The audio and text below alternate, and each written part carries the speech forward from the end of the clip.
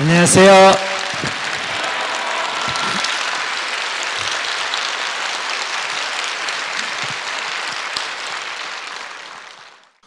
이 세상에 태어난 사람은 그 누구라도 행복하게 살 권리가 있다. 근데 우리는 그 권리를 제대로 행사를 못해요. 나에게 그런 권리가 있는데 그 권리를 제대로 못 찾아먹는다, 이런 얘기예요. 그래서 오늘은 여러분들과 우리에게 닥친 이런저런 상황 속에서도 우리가 자유롭고 행복하게 살아갈 수 있는 길은 뭘까? 이런 문제를 두고 여러분과 같이 대화를 하는 시간입니다. 제가 여러분께 인생은 이렇게 살아야 된다라고 전달할 메시지가 없어요. 저는 항상 어떻게 생각하느냐, 인생은 지 좋을 대로 살면 된다, 이렇게 생각하는 사람이에요. 자기 좋을 대로 살았으면 자기가 행복해야 되잖아요. 근데 이게 문제예요. 내 좋을 대로 살았는데 괴롭다는 거예요. 왜 그럴까? 이걸 우리가 이제 같이 한번 살펴보자. 네, 질문하세요. 안녕하세요. 네. 죽으면 어떻게 되는지 궁금합니다. 기독교는 천당과 지옥, 불교는 극락에 간다는데 영혼이 있는지 죽은지 어떻게 되는지 궁금합니다. 왜 궁금해요? 그게 왜 궁금하시냐고요? 왜요? 예. 우리가 살아가면서 예. 죽을 때가 다 돼 가는 거예요, 지금? 예, 가는데요. 응. 죽은 다음에 네. 땅속에 네. 그냥 시체를 그대로 묻어서 썩어져 있는지 네. 아니면 네. 그 띠까리만한 영혼이라는 것이 네. 여기저기 돌아다니면서 다니까 저는 그렇게 생각을 가끔 해왔어요. 그 잘못된 말인가 아닌가 모르지만 티끌 같은 그 영혼이랄까 뭔가 달라라도 이렇게 끼웃하다. 그 자기는 그래, 저기 영혼이라는 게 있어가지고 뭐 천당 갔다 지옥 갔다가 개한테 갔다 소한테 갔다 말한테 갔다가 나한테 왔다가 이렇게 하는 것 같아요? 안 그런 것 같아요? 그런 것 같아요. 그런 것 같아요. 예. 네. 네. 네. 그런 거 같다고 믿으면 그래요. 그래요? 예. 그런 것 같다고 믿으면. 근데 저는 그게 하나도 안 궁금해요. 저는. 예. 하나도 안 궁금하다고요. 그래서 저는 왜 있든지 말든지 지옥을 가든지 천당을 가든지 소한테 가든지 개한테 가든지 하나도 안 궁금하다고 저는 그럼 왜 그럴까요? 자기가 알지 내가 어떻게 알아요? 그게 왜 궁금한데? 그래서 내가 묻잖아요. 나는 안 궁금한데 네. 질문자는 궁금하다니까 왜 궁금한지 그래서 제가 물어보잖아요. 그러니까요. 땅속에 가면 네. 조그만 티끌이 이 세계에 여기저기 다니는 건지 제가 그게 굉장히 궁금했어요. 그게 다니는 건지. 궁금해서 물어요. 네 아나 싶어가 물어보는 아니요. 거예요. 아니요. 실제로 궁금해서 그래요. 궁금해서 그래요? 네. 실제예요. 몰라요.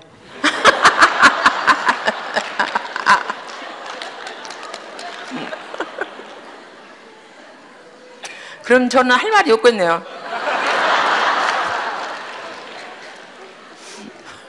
아는 사람 있대요? 예? 아는 사람 있대요? 그거 아는 사람? 안 물어봐서 몰라요. 저만 속이가 가니까 있었어요. 자기는 알아요? 몰라요. 모르는데 네. 그렇게 하는 것도 같고 안 하는 것 같고 혼이라는 게 있는 것 같고 없는 것도 같고 그래요. 예. 있는 것 같다고 믿으면 있고 없는 것 같다고 믿으면 없고 그래요. 그래요? 예. 저는 자기는 있는 것 같죠? 네. 그래 어디 가고 싶어요? 천당 가고 싶어요? 지옥 가고 싶어요? 천당도 아니고 지옥도 아니고 저 세상 가서 좋은 일을 하고 싶어요. 왜 저 세상 가서 좋은 일 하고 싶어요? 이 세상에 있을 때 좋은 일 하지. 맛있는 거 있으면 지금 먹지 왜 10년 후에 먹으려고 그래요? 그런가요? 예. 좋은 일을 지금 하면 되지 왜 저 세상 가서 하려고 그래요? 그랬더나 그게 궁금해요. 혼이라는 게 여기저기 또 떠돌아다닌가.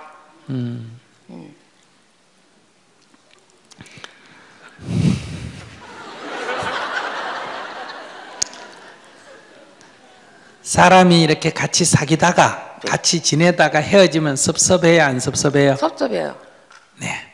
물건도 이렇게 내가 오래 가지고 있다가 잃어버리면 섭섭해요 안 섭섭해요? 섭섭해요. 근데 하물며 사람이 죽어서 헤어지면 섭섭할까 안 섭섭할까요? 섭섭해요. 그러면 내가 물건 잊어버려도 이 물건 어디 갔노 싶으죠? 네. 헤어지면 보통 헤어지면 어디 가노? 니 어디 가노? 예. 이러잖아 그죠? 예. 그러니까 섭섭하니까 예. 어디 갔는지 궁금한 건 당연한 거예요. 예. 그런데 좋은 데 간다 할 때가 덜 섭섭해요? 나쁜 데 간다 할 때가 덜 섭섭해요? 좋은 데 갈 때 가는 것보다. 좋은 데 가는 게 덜 섭섭하죠? 네. 그러면 죽고 나는데 아무것도 없다 이게 듣기가 좋아요? 죽고 나서 좋은 데 갔다 이게 듣기가 좋아요? 죽고 나서 나쁜 데 갔다 이게 듣기가 좋아요? 좋은 데 가서 듣기가 좋은 거예요. 좋죠? 예. 나도 죽을 때 좋은 데 간다 하는 게 기분이 좋을까요? 나쁜 데 간다 하는 게 기분이 좋을까요? 죽고 나면 아무것도 없다 이게 기분이 좋을까요? 첫 번째요. 첫 번째. 예. 네. 그러면 죽어서 좋은 데 가는지 안 가는지 그 물을 필요가 뭐가 있어요? 딴 사람이 죽어도 엄마가 죽어도 좋은 데 간다 이렇게 생각하면 좋고 예. 내가 죽어도 좋은 데 간다 이렇게 생각하면 좋으면 그냥 죽으면 좋은 데 간다 이렇게 생각하면 되잖아요. 잘 알았습니다. 그죠? 그러니까 있나 없나 진짜가 거짓말이가 이런 거 물을 필요가 없고 죽어서 좋은 데 간다 생각하면 누가 좋다고? 내가 좋고 또 돌아가신 다른 분이 아이고 저분 죽어서 좋은 데 갔다 생각하면 누가 좋다고? 내가 좋으니까. 예. 그래서 옛날부터 죽어서 좋은 데 간다 이렇게 생각하면 되는데 죽어서 나쁜 데 간다 이런 생각할 필요도 없고 네. 죽으면 아무것도 없다 이런 생각할 필요도 없어요. 죽으면 좋은 데 간다 이렇게 생각하면 좋아요. 근데 이제 죽어서 좋은 데 간다 이런 이제 죽음의 헤어짐, 죽음의 두려움을 벗어나는 방법 중에 제일 좋은 게 죽어서 좋은 데 간다 하는 거고요. 좋은 데 가도 못 만나잖아. 그죠? 예. 그래서 인도 사람은 더 좋은 아이디어를 만들어냈어요. 다시 태어난다. 다시 태어나니까 죽는 게 겁이 나요? 안 나요? 안 나지. 태어난다고요? 다시 태어난다면 죽는 게 겁이 나겠어요? 안 나겠어요? 다시 태어난다는데. 안 나요. 안 나겠죠? 예. 그러니까 환생한다. 예. 이렇게 생각하는 거예요. 예. 그러니까 죽어도 아무 겁이 안 나는 거예요. 저 외출하듯이 갔다가 뭐 올 건데 뭐. 그죠? 그래서 죽어서 좋은 데 간다 하는 것도 우리가 죽음의 슬픔과 두려움으로부터 벗어나기 위해서. 죽어서 다시 태어난다. 이것도 죽음에 대한 두려움이나 죽음의 슬픔으로부터 벗어나기 위해서 아주 옛날부터 사람들이 이 죽음의 두려움으로부터 벗어나기 위해서 이렇게 생각해 낸 거예요. 그러니까 그건 진짜냐 거짓말이냐 따질 필요가 없어요. 그렇게 생각하면 누가 좋다? 내가 좋기 때문에. 그래서 성경에는 믿는 자에게 복이 있나니 천국이 너희 것이니라. 존대 간다 하고 그냥 믿으세요. 따지지 말고 가나 안 가나 이래 묻지 말고. 아시겠죠? 예. 그러면 죽어서 좋은 데 갔는데 울어야 되겠어요? 빠이빠이 해야 되겠어요? 빠이빠이 해야 돼요. 그래. 딱 죽으면 딱 슬프기는 하지만은 좋은 데 간다는데 굳이 울 필요가 뭐가 있어요? 그래서 빠이빠이 하면 좋은 데 가고 예. 아이고 하고 자꾸 울면 영혼이 있다면 영혼이 갈 수 있겠어요? 못 가겠어요? 못 가겠어요. 못 가니까 이 떠돌이가 된단 말이에요. 예. 올라니까 올 수가 없고 예. 가려니까 갈 수가 없고 그걸 뭐라냐 무주고원이라 그래요. 이 세상에 이렇게 떠도는 귀신이다, 객귀다 이 얘기예요. 그러니까 사람 죽었을 때는 찔끔 울고 그 다음 울어야 될까 안 울어야 될까? 안 울어야 돼. 예. 그래. 그래서 빠이빠이 하고 해요. 잘 가! 이래야 돼. 알겠습니다. 알았어요? 예. 네. 감사합니다. 네. 자, 연세가 슬슬 드니까 죽어서 어디 가노 싶은 생각이 드시나 봐요. 법률스님 만나게 돼서 반갑습니다. 네. 질문, 제 고민의 가장 큰 이유는 되고픈 성격에 대한 바라는 마음 때문입니다. 저는 내성적이고 혼자 있는 걸 좋아하는 사람입니다. 보이는 겉모습과는 다르게도.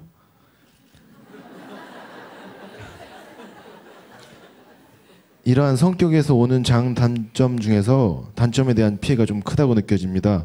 예를 들면 혼자 있으니 대인관계나 사람과의 관계에서 오는 이득들이 없고요. 그리고 남자가 사소한 거에 민감 집착하며 줏대도 없고 하면 계집애 같고, 무엇보다도 저는 남자답고 남 신경 안 쓰는 그런 이성적이고 독불장군 같은 지도자 성향의 사람이 저이기를 매일 간절히 원합니다. 목숨을 걸고서라도 바꾸고 싶습니다. 그래서 저번에 여쭤보니 성격은 타고나는 게 아니라 만들어진다고 하셨습니다. 참 기뻤습니다. 그럼 이제 원하는 성격대로 만들어 봐야지 했더니 또 그러지 말라고 생긴 대로 살아라고 하셔서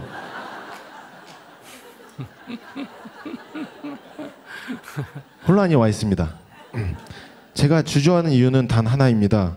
목표가 정해져야 시작할 수 있는 게 저라는 사람이고, 나무가 아닌 숲을 보는 게, 단기가 아닌 장기적으로 보는 게 현명한 사람인데, 저는 아직 앞이 너무 안 보입니다. 스님, 저에게 빛을 밝혀주세요. 자, 질문을 하셨는데 여기 하얀 종이가 있어요. 이 종이를 여기 빨간 물감에다가 집어넣으면 색깔이 어떻게 변합니까? 이 흰 종이를 빨간 물감에다가 집어넣으면 종이가 어떻게 색깔이 변하냐고. 빨간색으로 변합니다. 노란 물감에다 집어넣으면, 노란색으로 변합니다. 파란 물감에다 집어넣으면, 파란색으로 변합니다.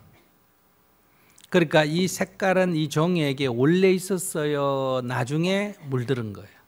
나중에 물들었습니다. 그런데 이 빨간 종이를, 이 빨갛게 물든 이 빨간 종이를 노란 색깔에다가 물감에다 집어넣으면 노랗게 됩니까?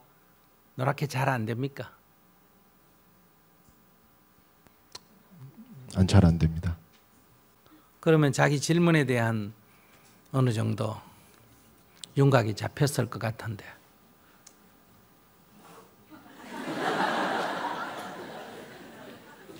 하나만 여쭤보겠습니다. 아니, 아까 질문에 대해서 어느 정도 잡혔어요. 잡혔습니다. 질문이 두 가지 아니에요. 성격이란 게 타고나는 게 아니라 형성되는 거다. 그런데 잘 안 바뀌는 거다. 왜 타고난 게 아니라 형성된 거라면 잘 바뀌어야 되지 않느냐. 잘 안 바뀐다면 타고난 거 아니냐. 그렇지 않다. 형성된 거지만은, 즉 원래 흰 게 아니고 빨갛게 물든 거지만은 이미 물이 들어버리면 어때요?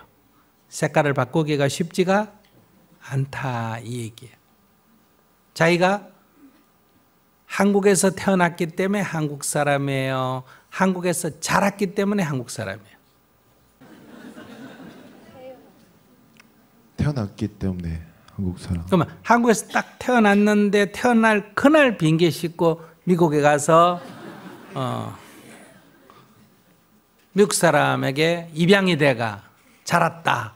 그럼 그 사람이 한국 사람이 될까, 미국 사람이 될까? 미국 사람이 된다고 생각합니다. 그러면 한국 사람이라는 것은 타고나는 걸까, 형성되는 걸까? 형성되는.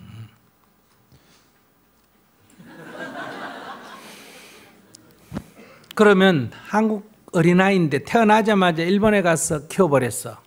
그러면 한국 사람일까, 일본 사람일까? 여러분들 한국에서 태어난 어린아이를 일본에 데려가서 키우면 일본 사람일까, 한국 사람일까?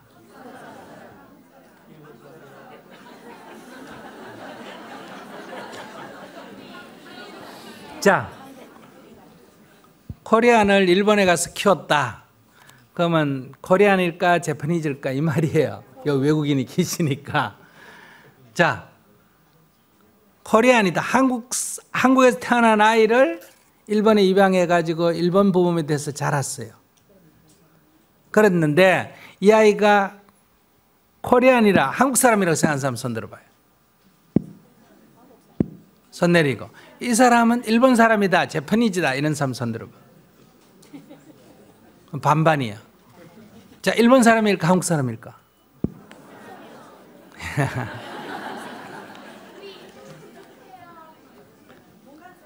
자, 그럼 내가 자 다시 문제를 낼게요. 이 두 분이 아기를 낳았어요. 둘 다 남자애를 낳았거나 여자애를 낳았어. 근데 박원이가 바뀌었어. 그러다가 고등학교 때 발견이 됐어요. 이게 바뀌었다는 거를 학교에서 혈액 검사를 하니까 도저히 이 집 부모의 사이에서는 이런 행동이 나올 수가 없어. 이렇게 되면 누가 의심을 받을까? 남편이 의심을 받을까? 아내가 의심을 받을까? 여자는 참 불리해. 그런데 여자가 자기가 다른 남자를 만난 게 진짜 없어. 그런데 보이지 않는 의심을 받으니까 억울하겠죠. 그럼 이거를 왜 이런 일이 생겼나 찾는 거를 애 아빠가 그걸 찾으러 다닐까? 애 엄마가 찾으러 다닐까? 애 아빠는 말은 안 하지만은 속으로 의심을 하겠죠. 안 그러고는 이런 일이 생길 수가 없으니까. 그런데 애기 엄마가 어떻게 해가 병원에 확인하니까 그날 똑같은 병원에서 같은 남자애가 둘이 태어났어. 그래서 그 집에 찾아가서 좀 애기 혈액 검사를 한번 해보자 하니까 그 집에서 난리가 난 거예요. 그래서 했더니 애기가 바뀐 거예요. 자, 그러면 생물학적으로 내가 낳은 병원에서 낳은 애기가 우리 집 아이일까? 그렇지 않으면 내가 지금 내 아이라고 믿고 키운 아이가 우리 집 아이일까?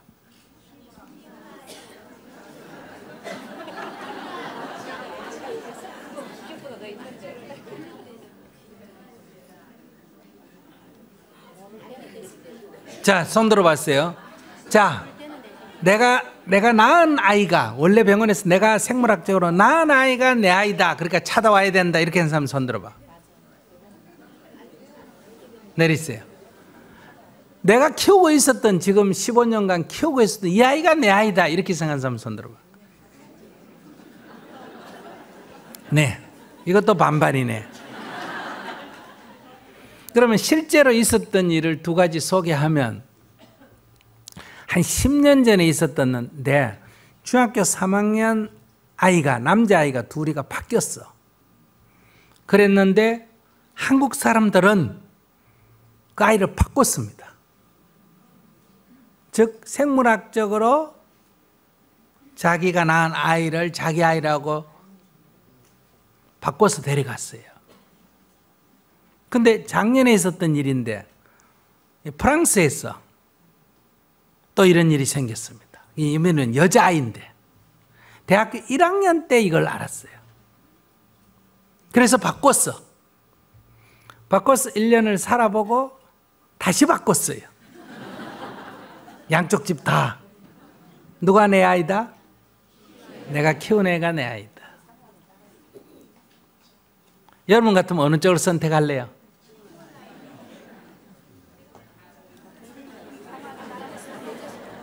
네?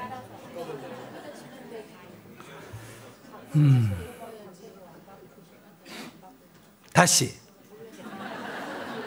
이 미국에서 있었던 일입니다.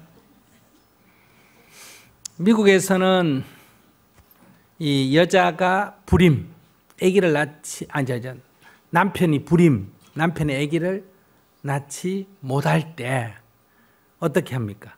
정자은행이라는 데 있어서 거기서 정자를 돈 주고 구입을 해서 그렇게 이제 인공 이제 임신을 한단 말이에요. 그렇게 해서 아기를 낳는데 그 정자은행의 정자가 주로 어떤 게 잘 팔리느냐. 그게 우선 머리가 좋아야 되고 신체가 건강해야 되니까 제일 잘 팔리는 게 하버드 대학교 의과대학, 대학생, 대학원생 이런 또 젊어야 되잖아. 그죠? 그런 정자가 비싼 값에 잘 팔린다는 거예요. 그러면 그런 대학에 다니는 젊은 남자는 학비도 부족하고 여러 가지가 있으니까 정자를 좀 구입하겠다 그러면 팔 가능성이 있어요, 없어요? 있죠. 팔았어.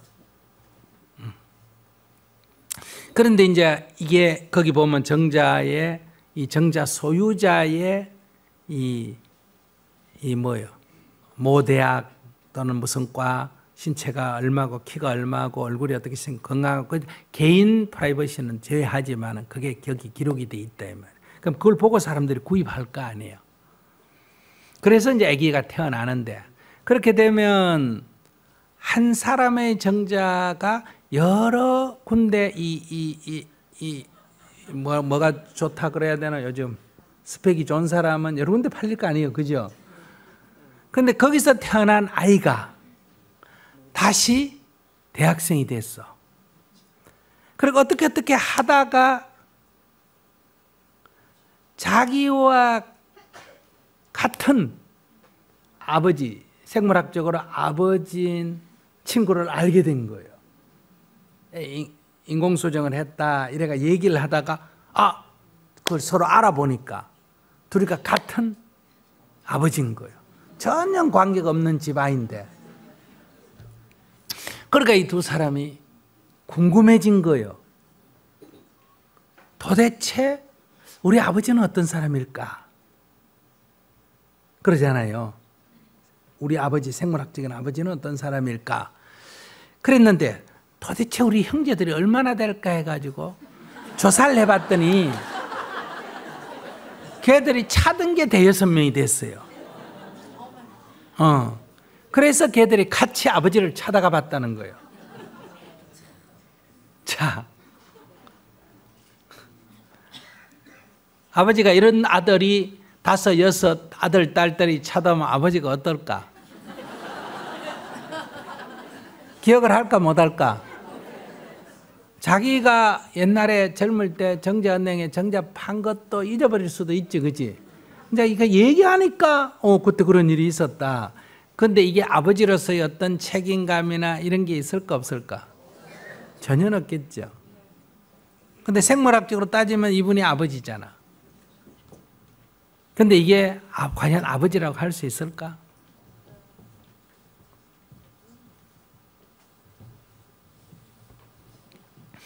그러면 낳은 자가 부모일까? 기른 자가 부모일까? 네, 기른 자가 부모예요. 낳은 자가 부모가 아니고.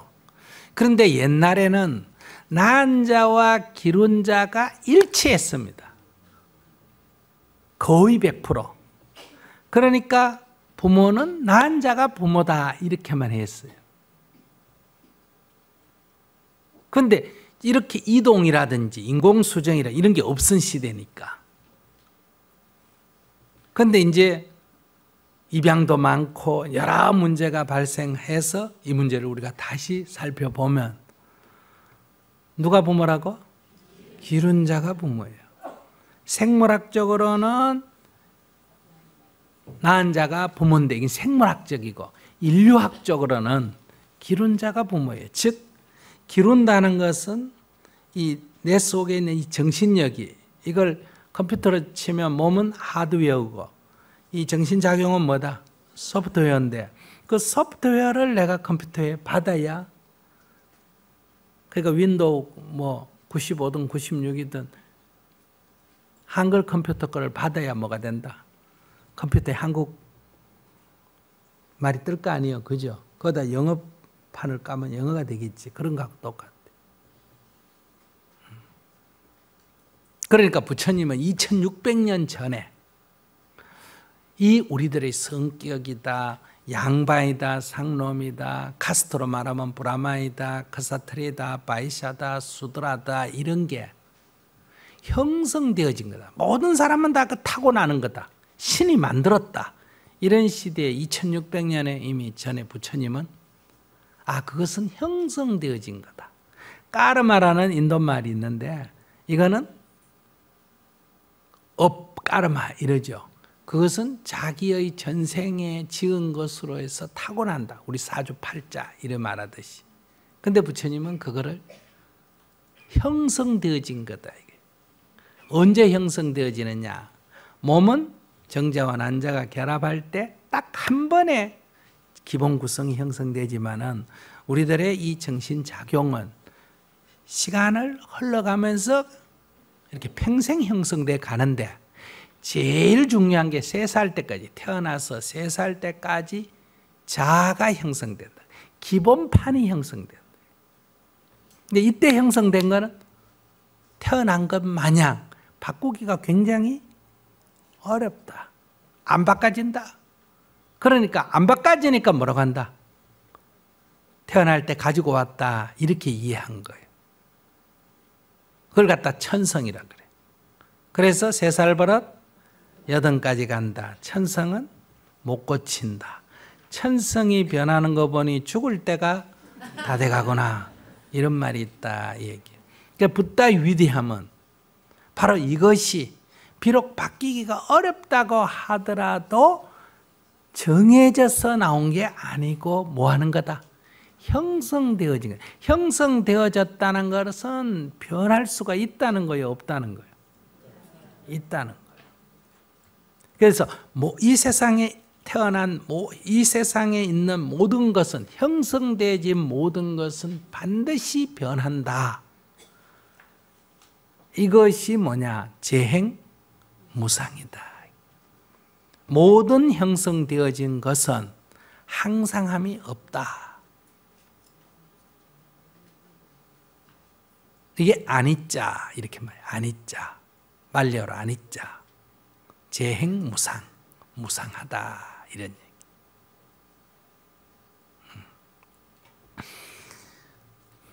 그런데 이게 형성되어진 것은 반드시 변화하는데 그러나 그 변화가 쉬운 것도 있고 어려운 것도 있어요.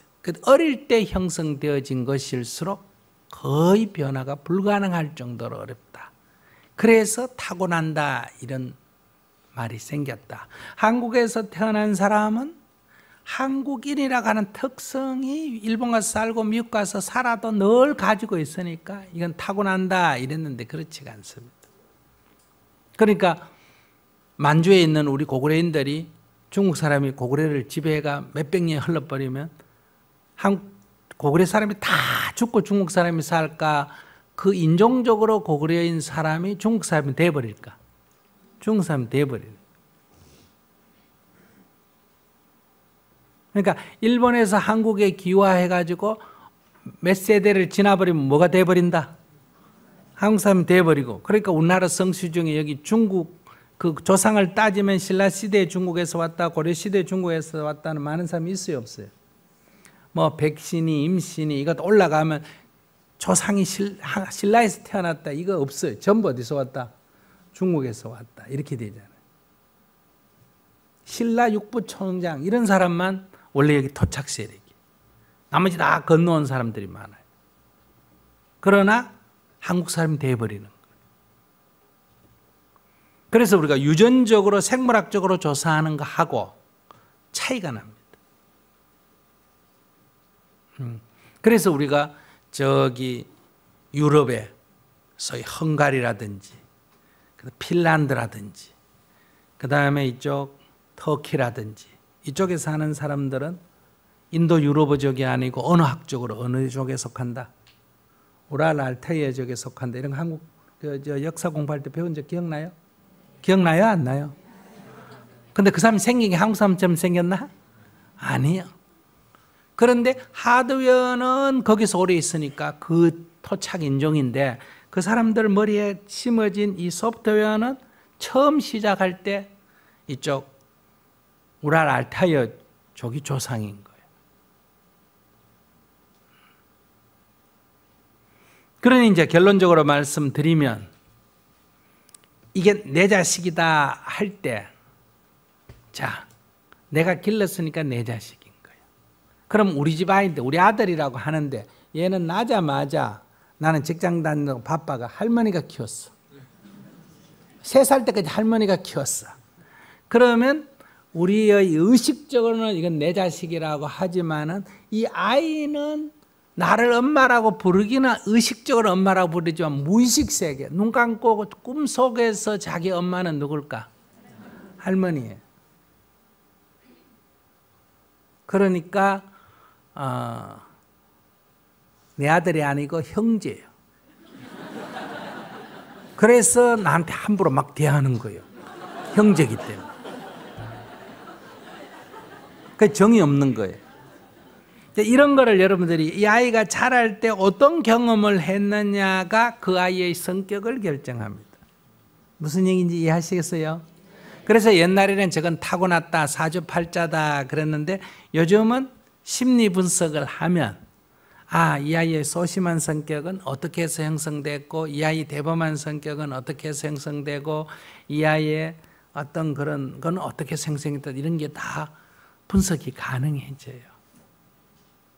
그러니까 자기 성격은 형성된 거예요. 그럼 그 형성되는데 가장 많은 영향을 준 분은 누굴까? 부모예요. 부모 중에도 엄마일까 아빠일까? 예. 그래서 엄마가 자기 아들, 딸에 대해서 문제가 있다고 비평하면 제 얼굴에 침 뱉깁니다. 그래서 내가 늘 물어보죠. 누가 낳았니? 제가요. 누가 키웠니? 제가요. 누 닮았게? 그럼 대답을 안 합니다. 그럼 자기가 소심하다 그러면 어떨 확률이 제일 높나? 엄마의 성격이 소심할 확률이 높습니다. 자기가 대인관계에 조금 이렇게 좀 서투르다 하면 이제 엄마가 그랬을 수도 있고 자기가 어릴 때 어떤 이유로 사람들에게 학교 다닐 때 뭐 친구들한테 왕따를 당했다든지 뭐 이렇게 해서 형성된 어떤 과정이 있어요. 그 다 우리가 기억을 못 해요. 근데 이렇게 형성이 된 거는 변화시킬 수는 있지만 변화가 굉장히 어렵습니다. 어릴 때 형성돼요. 야, 그 사람 성격이야 할 때는 고치기 쉬운 걸 성격이야 그래요. 고치기 어려운 걸 성격이야 그래요. 그래요. 이미 성격이다 성질이라는 이름이 붙었을 때는 고치기가 어려워요. 얼마나 어려우면 옛 사람들이 타고났다고 이름을 붙여버렸겠어. 쉬우면 그런 말 안 붙였겠죠. 저 죽을 때까지 살펴봐도 저게 변하지 않으니까 저 사람은 태어날 때 저렇게 태어나는 거구나 이렇게 했단 말이에요. 그러나 과학적으로 분석하면 정해져서 태어나는 건 아니에요. 하얀 종이가 어떻게 물들었냐에 따라서 색깔이 되는 것처럼 형성되어진 거예요. 그러나 어릴 때 형성되어진 건 어떻게 한다? 변화하기가 어렵다. 커서 형성된 걸수록 변하기가 쉬워요. 그러니까 보통 성질하면 어릴 때 형성된 거예요. 어릴 때 키울 때 벌써 독특한 성질이 나타나면 죽을 때까지 그게 가지고 가기가 쉽거든요. 그래서 이제 방식은 2개. 하나는 이걸 알고 그 성격을 자기가 소심한 성격이 나한테 있다 하는 걸 자기가 알고 살아가면서 소심할 때 저 사람 때문에도 아니고 병도 아니고 내가 이런 성격을 가지고 있다. 그러니 조금 더 적극적이고 싶으면 성격은 이렇지만 내가 조금 더 적극적으로 해야 되겠다. 이렇게 알고 대응을 하면 돼요. 근데 이걸 확 바꾸겠다. 아주 활달한 성격으로 바꾸겠다. 그러면 그걸 한번 죽었다가 태어나야 돼. 그만큼 엄청난 각오로 연습을 해야 된다. 그것도 지속적으로. 어떤 게 습관화가 되려면 연습을 많이 해야 되고 길게 해야 돼요. 그런데 보통 우리는 뭔가 바꾸겠다 해놓고 며칠 합니까? 3일 하다 말아요. 이걸 말한다. 작심삼일. 그래서 이걸 변화시키겠다 하면 최소한도 100일은 해야 됩니다. 그러면 자기 성격을 알 수 있다 그래요. 내가 성격이 좀 급하네, 내가 소심하네, 내가 욕심 많네. 자기를 안다, 쥐꼬라지 지한다 이 말이에요. 이러면 소크라테스 수준이 됩니다. 너 자신을 알라. 아시겠습니까? 근데 이거를 알아도 변화는 잘 안 돼요. 이걸 변화시키려면 적어도 어느 정도로 이걸 지속적으로 노력을 해야 되느냐. 1000일은 해야 돼요. 3년. 그래서 옛날에는 스님이 되겠다고 찾아오면 3년을 지켜봅니다. 이게 변화 가능성이 있는지. 3년을 지켜봤는데도 이게 별로 노력을 안 하면 그건 스님이 되고 머리를 깎고 아무리 옷을 입어도 안 바뀝니다. 그래서 3년 기도, 3년 정진을 해라 이렇게 말하는. 근데 그걸 자기가 뭐 금방 바꾸겠다 그래 안 된다. 그러니까 자기가 이제 어떤 마음을 가져야 된다? 자기 성격을 먼저 알아야 되겠죠. 그러니까 100일 정진하면 대충 자기 점검이 됩니다.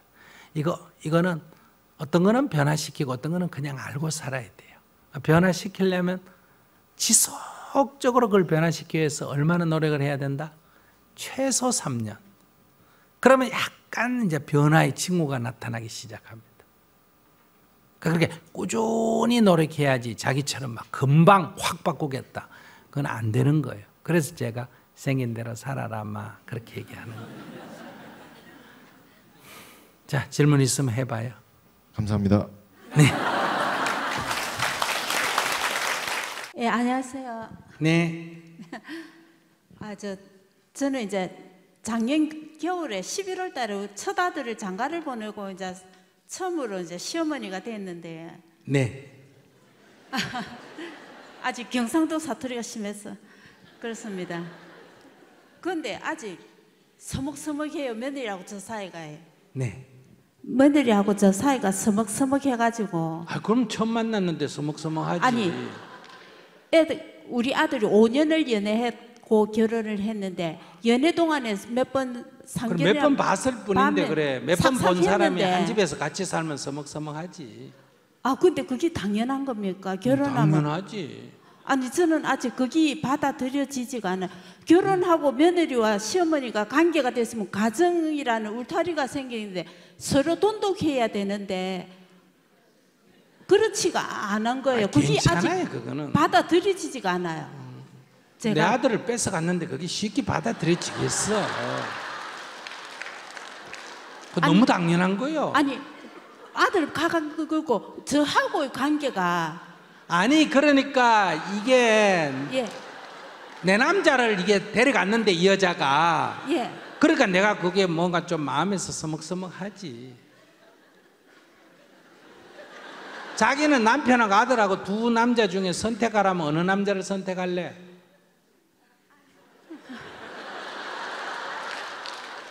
젊은 남자를 선택할 거 아니에요? 예. 근데 그걸 달랑 채 갖는 여자인데 그게 이쁠 리가 있나? 아니 그게 아니고 걔가 며느리와 시어머니 사이면 아무래도 어머니가 또 생기고 나는 딸이 또 하나 생겼는데 서로가 잘 지내야 그거는 돼. 아까 저 옆에 총각이 얘기했잖아. 머리로 그렇게 되는 거고 예. 마음에서는 기분 나쁘다니까. 아니 저는 살갑고 이쁘고 어리고 자꾸 다독여주고 싶은데 그쪽에서는 이러는 게 싫은가 봐요. 아니 그러면 늙은 여자가 뭐가 좋다고? 아니 가정을 이루면은 딸 갖고 서로 막 딸은 내가 낳아서 키웠고 이건 딴 집에서 자라서 왔는데 예. 자기는 남자가 좋아서 왔는데 그 남자 뒤에 어떤 늙은 여자가 하나 붙어가지고 그걸 자꾸 엄마라고 하라 그러니까 적응이 아직 안 되는 거예요. 적응이 안 된다고요. 예. 시간이 좀 걸려요. 저도 이렇게 살갑게 하는데도 안 오는 거 보면 저도 서운한 거예요. 그러니까 예. 그 서운하게 생각하지 말고 예. 시간이 좀 걸린다니까. 그러니까 나는 나이가 좀 경험이 있으니까 수용을 하려고 하는데 예. 며느리 입장에서는 시어머니니까 약간 조심성스럽잖아. 예. 불편해요, 안 불편해요? 그게 불편한 겁니까? 불편하지. 시집살이는 옛날부터 예. 결혼해가 20년을 살아도 예. 남편이 들어오면 벌떡 일어나야 되고 예. 시어머니가 들어오면 벌떡 일어나야 되고 이러잖아, 누워 있다가도. 예. 그러니까 20년 지나게 애가 이렇게 컸는데도 어디 가 있는 게 편하다. 친정 가면 아버지가 오셔도 엄마가 오셔도 좀 누워 있어도 되잖아, 예. 누가 와도. 예. 그러니까 그 며느리로서는 그게 뭐 꼭 싫었다기보다는 어쨌든 아직은 좀 불편한 거예요, 만나는 게. 불편한 거구나. 저는 다른 사람들 이런 상담을 해도 뭐가 불편해? 나 스스로 그래 생각했습니다. 아니 그 자기가 안 불편하다 하더라도 며느리는 불편하단 말이야. 그러면 그냥 놔둬야 됩니까? 나는 이래 잘해주는데 왜 친절하지 않느냐고 말을 할 수는 없는 겁니까? 그러니까 너무 막 예. 그냥 남의 집 여자를 데려와가 막 그냥 딸해라 이런다고 딸이 안 된다니까. 예. 시간이 좀 지나야 된다니까. 시간이 예. 한 10년쯤 지나야 돼.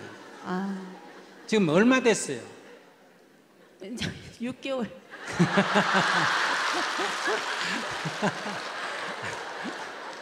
아니 그동안에 그래 나는 친하게 지내고 싶은데. 아니 그래 친하게. 아이고 참, 자기도 스님 친하고 싶다고 스님하고 옆구리 여기 팔짱 끼면 나는 싫다니까.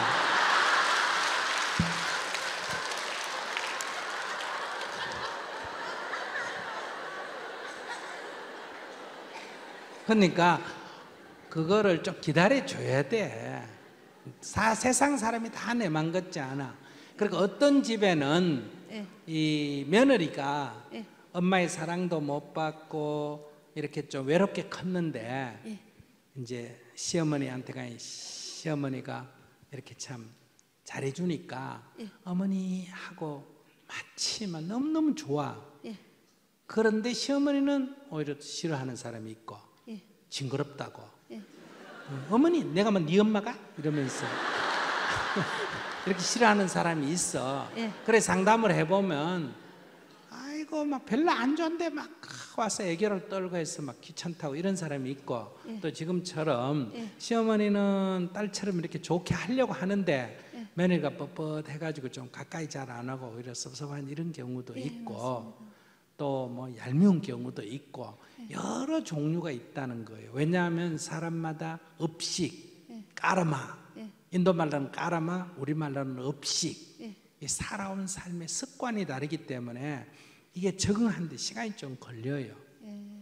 부부도 연애를 5년 해도 막상 결혼해 보면 연애할 때 뭐 상대가 그 뭐 목욕탕에 샤워를 들어갈 때 옷을 벗어가 개놓고 안 가고 막 여기저기 집어 던져놓고 들어간다. 이런 연애할 때는 못 보잖아. 연애를 5년 해도. 근데 한 집에 살면 이런 게 이제 문제가 되는 거예요. 옷을 좀 가지런히 이렇게 놔놓고 들어가면 되는데 벌써 하나는 여기 던져놓고 하나는 저기 던져놓고 양말도 벌써 절로 던져놓고 이렇게 들어가는 사람도 있고 화장실에 이 수건을 쓰고 그 스님 온갖 거 다 알지. 수건을 쓰고 어떤 사람은 그 수건 한 번 딱 쓰고 젖으면 이렇게 뭐 빨래통에 딱 담아가 쓰는데 저 같으면 어떠냐면 그거를 며칠을 쓰거든. 말려놨다가 또 쓰고 말려놨다가 또 쓰고 말려놨다가 또 쓰고. 왜? 물기만 닦았지 거기 뭐가 묻었나. 그런데 어떤 여자분은 그런 걸 또 굉장히 싫어하는 사람이 있다는 거예요.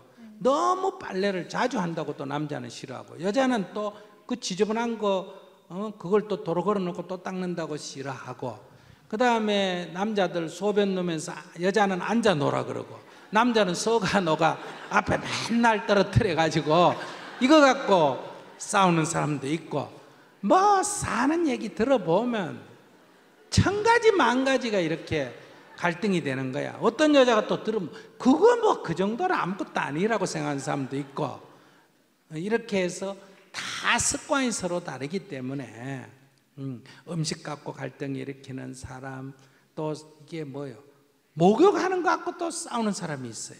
씻고 오라 그러고 남자가 씻지도 안 하고 와가지고 껴안고 이래가 또 죽겠다는 사람이 있고 온갖 사람이 다 있기 때문에 이거는 그걸 가지고 우리가 내 기준으로 이래야 된다 저래야 된다고는 할 수가 없어. 그러니까 조금 기다려 보면서 연구를 좀 해. 아까 그 앞에 총각한테 얘기하듯이 예. 우리 며느리가 어떤 것 섭섭해하지 말고 어떤 것이 좀 불편한가, 이렇게 내가 너무 가까이 가는 게 좀 불편한가, 너무 이렇게 뭘 해주는 걸 불편해한가. 그 결혼을 딱 했으면 너무 간섭하면 안 돼.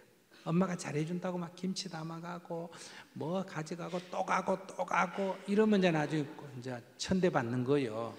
그러면 이제 아파트 밑에 놔놓고 가라 그래. 아시겠어요? 그 입구에 수희한테 맡겨놓고 가라, 이제 이런 걸 듣는 거예요. 그러니까 도움을 요청할 때 도와주지. 이렇게 해보면 이렇게 해주니까 좋아하는 사람이 있고 해주니까 약간 부담스러워한다 이 말이야. 꼭 싫어서가 아니고 간섭처럼 느껴질 수도 있고 또 부담으로 느껴질 수도 있고, 이렇게 잘해주니까 또 자기도 잘해줘야 된다는 부담이 있을 수 있고, 그걸 가만히 눈치를 봐서 적절, 어떻게 해야 된다고? 적절해야 돼. 넘치지도 않고 모난하지도 않고, 너무 가까이 가면 귀찮게 생각하고 너무 멀리 떨어져 있으면 무관심하게 생각하니까 적절하게 이렇게 대하는 게 인간관계예요. 뭐 좋다고 그렇게 너무 그렇게 며느리한테 끌어퍼져서 그래. 제가 오늘 배운 거는 섭섭한 마음을 가지지 말아라 겁니다. 섭섭한 마음을 가지지 마. 며느리가 어떻게 했다고 섭섭해? 예? 전화를 해도 받지를 않아요. 받지를 안 하고 나중에 시간이 지나서 뭐 때문에 제가 무슨 일로 이 연애가 전화를 못 받았습니다라는 문자도 없고 반문도 없고, 그러면 간격을 지금 두자는 건데 내가 지금 이게 없어 섭섭한 거예요. 그래서 내가 이걸 어찌 해야 되노? 근데 그게 두 가지인데, 예. 하나는 이제 약간 부담이 싫어서 그런 경우도 있고, 예. 그 다음에 이제 그 사람의 습관일 수도 있어요. 무슨 말인지 아시겠어요? 예. 그러니까 전화를 한두 번 해보고 잘 안 받으면 예. 꼭 긴급한 거 아니면 전화를 안 하는 게 좋지. 예. 본인이 크게 도움이 안 된다는데 뭐 때문에 전화를 해? 왜 전화를 하는데? 심심해서 전화하는 거요? 할 얘기가 있어서 했는데. 그러면 나중에 이렇게 얘기하면 되지. 그러니까 요즘 전화에 문자 메시지 보내는 게 있잖아요. 예. 그러면 전화를 해가 그냥 찍히면 안 하지만은 내가 무슨 일로 통할 일 있다, 전화 받거든 전화해줘, 이렇게 보내보면 되지. 예, 문자는 하면 또 답은 옵니다. 그래, 근데 되지. 통화를 안 하니까 사람이. 문자로는 답이 온다고. 예. 그러면 근데 엄마하고 통화하는 걸 약간 부담스러워 하나 봐. 예. 그럼 자기가 이제 얘기를 하면 되지. 얘야, 나하고 대화하는 게 조금 부담스럽니? 그러면 아니요. 그럼 왜 문자만 서로 주고받지 대화를 안 하려 그러나 통화를 안 하려 그러나 이러면 앞으로 하겠습니다 이럴 수도 있고, 예. 조금 부담스럽습니다 이럴 수도 있고, 또 젊은 사람들은 예. 요즘 통화를 거의 안 하는 문화예요. 예. 내 지금 누구라고 말하는데 지금 요즘 나와 있는 사람이 유명한 사람들인데, 예. 근데 그 중에 뭘 보내면 나도 처음에 약간 놀랐어요. 네 요렇게만 답이요. 네 요렇게. 예. 아시겠어요? 네 요렇게 네. 그러니까 우리 보통 문화는 전화가 오면 전화가 바로 와가지고 어떻다 뭐하다, 안 그러면 뭐 아이고 전화하셨네요 감사합니다 이렇게 한 줄 있잖아, 그지? 예. 근데 뭐 그거 어떻게 하기로 했어요? 그거 하기로 했어요. 그러면 아무 앞뒤 없고 네 요거만 딱 찍히고 한자 딱 찍혀 네 요거만 찍히고 와요. 그래서 나도 사람이 좀 문제가 있는 거 아닌가 싶었는데 이게 젊은 사람 문화예요. 그러니까 문자로 주고받는 게 문화라고. 예. 전화하고 이런 거는 좀 구태연한 거고. 아시겠어요? 나하고 통할 땐 전화를 합시다.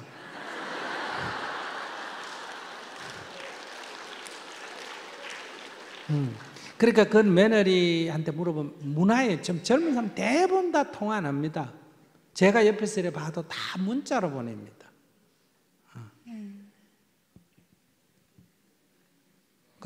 저기 세상 살면서도 나보다도 모르네. 나보다 나이 많아요? 아닙니다. 근데 왜 그래요? 그것도 모르고. 아니 저는 그래도 며느리인데 도리를 해야지 전화를 했는데도 도대체가 그래가 섭섭해가지고.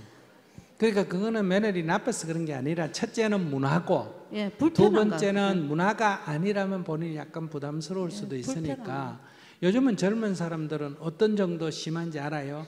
둘이가 연애를 하잖아, 그죠? 예, 연애를 해가지고 커피를 마시면서 예. 같이 커피를 마시면서 연애한다고 둘이 가가지고 예.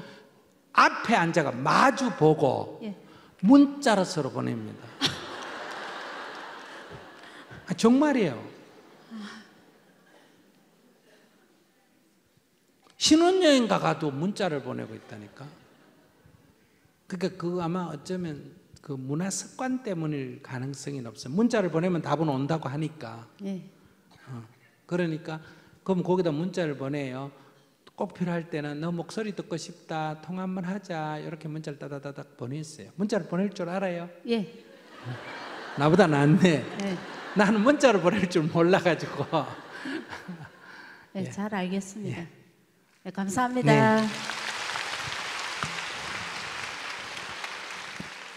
예, 스님 반갑습니다. 제가 21살에 첫 번째로 결혼을 했어요. 해가지고 뚜디 패는 신랑을 만나가지고 14년간 고통 속에 살다가 도저히 인내심을 참고 살다가 그냥 숨어버렸어요. 그래가지고 이 인간 좀 고치봐라. 안 고쳐지더라고. 그래가지고 아이고 그냥 애들이 2명이 있어요. 그래가지고 마음을 크게 먹고 사실 경제적으로는 저희 신랑한테 애를 놔두고 나오는 게 제가 생각했을 때는 덕인 것 같아서 제가 크게 마음을 먹고 나왔어요. 이제 정말 남자 은근 징글머리가 나서 제가 안 만나라고 했었는데 또 지금의 신랑이 너무 또 그 남편이 예전 남편이 갖고 있지 못하는 면이 제가 어려서인지 또 보이더라고요. 그래갖고 지금 한 3년 됐는데 만났는데 이제는 막 술로 엉글 징글머리 나게 애를 먹여. 그래가지고 제가 진짜 지금은 이렇게 웃을 수 있으면서 얘기를 하는데 새벽 5시까지 미치겠더라고. 예전에 신랑은 술을 안 먹고 애를 안 먹이고 정말 가정적인데 이 신랑은 자기 애까지 하나 저한테 짐을 주고 맨날 일주일에 5일은 술을 먹어요. 그리고 돈은 자기가 다 닦았어. 그래가지고 아이고 짐을 한 20번을 쌌는데 아이고 친정 부모한테 부끄러워서 그냥 제가 아이고 내가 네 인간 한번 고치보자 싶어갖고 저희 또 다 물어보고 하니까 제보고 그러더라고요. 그 절에서 스님이 그냥 막 2년 정도 기회를 줘라. 네가 좋은 덕을 베풀고 이렇게 살아야 네 자식한테 덕이 간다. 이런 그냥 그런 이야기를 하시더라고요. 그래가지고 없는 돈에 또 돈을 가지고 또 잘 본다는 점집에 가니까 니는 뭐 이렇게 가보업이 많아가지고 이렇게 그냥 평범한 인생이 아니라면서 그러더라고요. 한 몇 군데 가니까. 근데 그러면 막 그냥 저 뭐 마음속으로 답도 아닌 것 같고 해서 그냥 절에 가가지고 가도 또 스님 또 막 부정만 적으락하고 없는 돈에. 그래서 어느 날 유튜브 스님 동영상을 보면서 할 줄도 모르는 절을 했어요. 그게 지금 한 100일 정도 됐고 절에 맨날 걸어서 거기 이제 수양을 하러 그냥 가거든요. 아직 뭐 불교를 믿고 그런 건 없어. 그냥 뭐 제가 성의껏 1,000원 또 놓으면서 스님한테 간절히 바라지. 근데 뭐 스님이 아니고 부처님한테 덕을 달라기보다 제 가보와 뭐 그 부처에서 말하는 절에서 업을 지은 만큼 이렇게 해달라고 이렇게 절을 하는데 그렇게 절을 하고 나니까 좀 잘 풀리는 것 같더만. 아이고 예전에 놔두고 자식들이 짐을 싸가지고 저희 친정집으로 도저히 그 집에 이제 그 집도 재혼애가 잘 살고 있는데 애들 짐을 싸가지고 친정으로 지금 와 있습니다. 근데 지금 너무 이 답이 뭔지 하나가 풀리면 하나가 또 이 답이 풀리고 나면 또 짐을 주고 이러니까 제가 어떨 때는 정말 우리 지금 신랑이 애를 먹이고 할 때는 짐을 싸가지고 지금 내 자식을 키우러 가야 되나 말아야 되나 그런 상황에 있는데 스님한테 한번 물어보고 싶어서 제가 오늘 왔습니다. 그래, 점쟁이한테는 돈이라도 많이 내고 묻는데 나한테는 돈도 안 주고 묻는데 돈이 안 내고 복책 없으니 정격 안 나온다.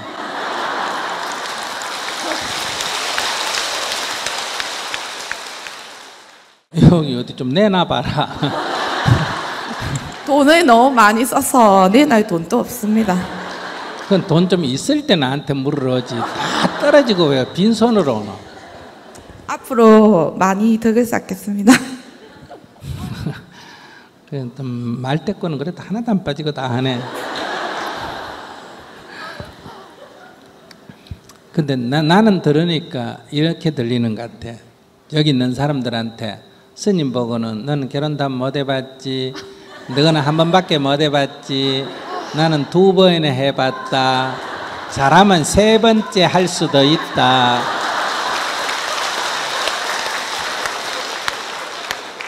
그렇게 자랑하는 것이 들리는 거야.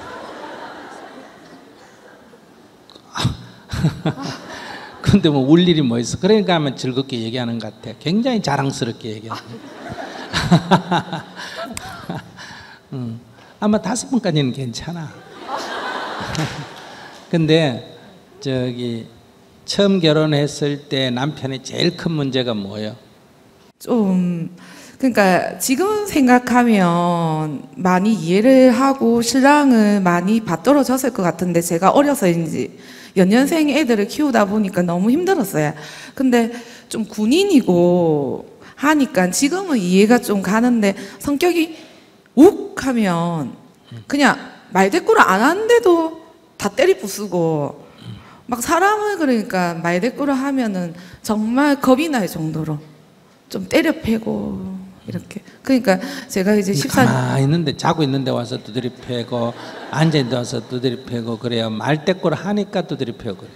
저도 20대니까 말대꾸를 많이 했죠. 지금보다는. 그러면 자기가 가만히 해보면 알잖아. 어떨 때 주먹이 날아오는지 가만 보면 말대꾸를 하면 주먹이 날아온다. 그러면 현명한 사람은 말대꾸를 안 하면 되잖아. 지금은 그런 거 아니까 지금 신랑. 근데 나하고도 말대꾸 또박또박 하는 거 보니 뭐. 근데 나는 말대꾸 해도 괜찮아요. 두드려 패지는 않을 거니까. 근데 그러니까 이 현명하게 살아야 된다는 거예요. 가만히 보니까 이 남자는 좋은 점은 뭐예요? 전에 신랑. 이제 조금씩 살아보니까 세월이 지나니까 이제 과거를 후회하진 않지만 지금 생각해 보니까 정말 가정적이고 정말 진짜 시간 같은 지금에 갖고 있지 못하는 예전 신랑은 정말 잘했던 것 같아. 그거 하나 빼곤. 두드리 패는 거 빼고는. 그럼 다 괜찮으면 입만 딱 다물면 괜찮았겠네. 근데 입을 이게 못 다물어 가지고 결국은 뛰쳐나왔어요. 그럼 지금 신랑은 이제 그것도 지금 얘기하니까 그렇지 그때는 그거 몰랐겠지. 자, 그러니까 우리가 있을 때는 좋은 것 모르고 나쁜 것만 보이고 떠나면 뭐만 보이고 나쁜 건 다 잊어버리고 또 좋은 것만 보여서 그래서 항상 후회하는 거예요.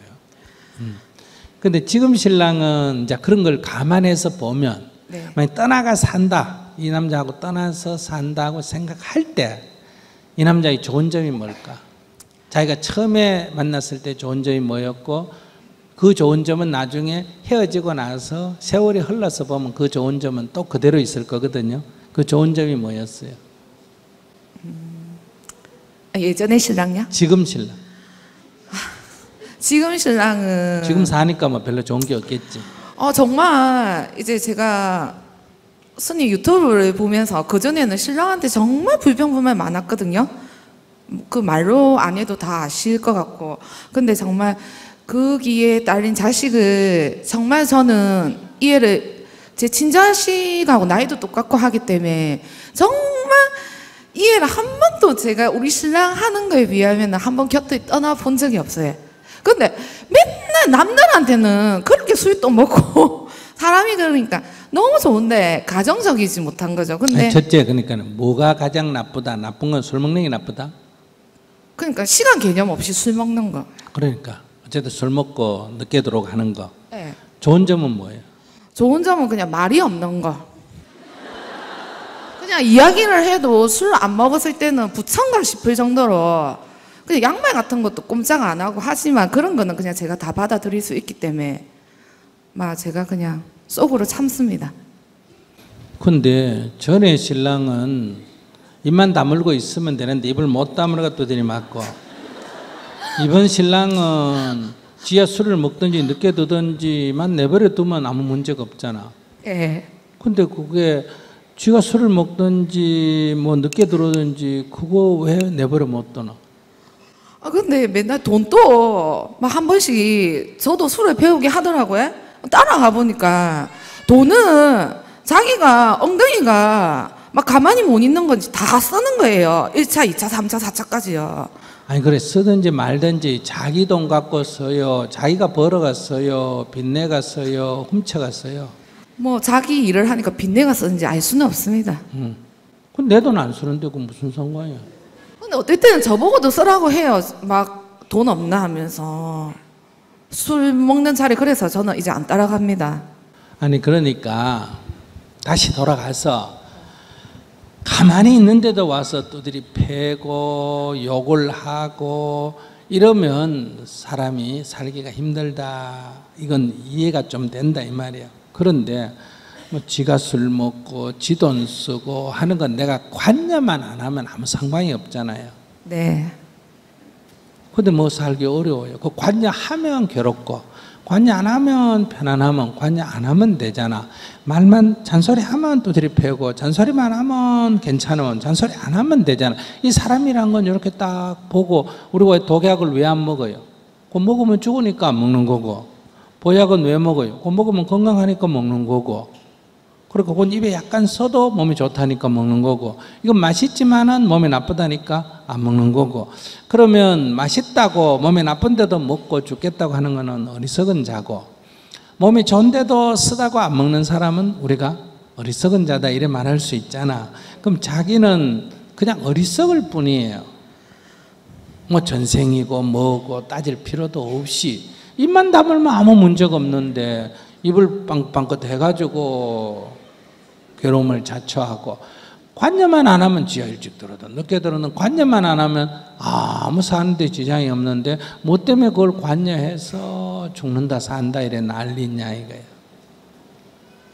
그래서 지금은 초반에 그렇게 했었는데 한 2년이 지난 시점에는 이제 좀 신랑도 고쳐지고 제가 좀 마음을 신랑이 고쳐지고, 그럼 고쳐지면 좋고 안 고쳐지면 나쁘고 이러면 앞으로 좋았다가 나빴다가 좋았다가 나빴다가 온탕 냉탕을 계속 왔다 갔다 해야 되잖아. 네. 지가 먹든지 말든지 내버려 두면 되잖아. 근데 한 번씩 억울하다는 생각이 들어요. 왜? 그냥 제가 아까 말씀하셨다시피 제 자식들이 짐을 싸가지고 친자식들이 지금 친정엄마 집에 와 있거든요. 몇 살인데요? 지금 중학교 2학년, 1학년요. 그러니까 왜 이렇게 저한테 연속 그 중학교 2학년, 1학년인데 왜 아빠 집에 안 있고 온 이유는 뭔가? 계모 자기 엄마가 저도 똑같은 상황에 있지만 이해를 많이 하려고 했는데 애들 말로는 너무 그 딸이 큰애인데 너무 괴롭히고 아빠가 집에만 없고 이렇게 좀 군인이다 보니까 출동을 나가고 하면 맨날 술을 먹고 애들을 아예 엄마로서 간섭 이런 게 역할을 못 해가지고 애들 1년 동안 겁이 나서 말도 못하고 하다가 이제 외할머니 집이 가까이 있고 하니까 처음에는 겁을 먹었는데 이 애들이 이제 중학생이 되니까 사춘기고 하니까 짐을 싸가지고 얼마 전에 와서 사춘기는 친어머니가 키워도 짐사가 나가는 애들이 많은데 그걸 누마를 믿어야 돼. 내 아이가 그 자기 집 지금 키우는 아이도 네. 그 뭐 자기가 좀 뭐라고 좀 잘해라고 공부해라 뭐해라 뭐라면 귀찮다고 나가 뭐라 그러면 그 친어머니가 들은 뭐다, 계모가 제대로 못한다 이렇게 들릴 거 아니에요. 근데 학교에서 한번 선생님께서 전화가 와가지고 네. 애가 눈이 멍이 들 정도로 친구들 엄마도 그러고 그런 이제 이야기들 듣고 이제 할머니 집 온 거를 저도 이렇게 스님 말씀하신 것처럼 애들을 좀 그게 해가지고 자기 아빠랑 통화를 하면서 보내라고 했었는데 너무 이렇게 보호가 안 되고 그래서 그냥 엄마가 그러면 전 남편은 뭐라 그래요? 좀 그런 애들이 문제라 그래요? 아내가 문제라 그래요? 애들이 문제라고 해요. 전 남편은? 조금 그런 부분에서 대화가 좀 안 돼서 저는 그냥 제 자식이기 때문에 그냥 전 남편이 굉장히 가정적인 사람이었다며요? 근데 조금 생각적으로 좀 단순해가지고 대화가 좀 안 되는 면이 좀 많았었거든요. 아까하고 말이 틀리잖아. 아까는 너희들이 패는 거 빼놓고는 아무 나무랄 것 없이 제일 좋은 점이 뭐냐니까 너무너무 가정적이라고 그랬잖아. 그냥 이야기가 길어질까봐 그런 좀 조금 큰 것만 얘기했는데 조금 사실은 대화가 많이 안 되는 좀 자기만의 생각이 좀 잡혀 있는 그런 성격이었어요. 그러니까 뭐라고 이야기를 하면 좋은 이야기도 참지 못하고 폭력을 많이 휘두르고. 그럼 애들은 아빠한테 맞았다는 거예요? 새엄마한테 맞았다는 거예요?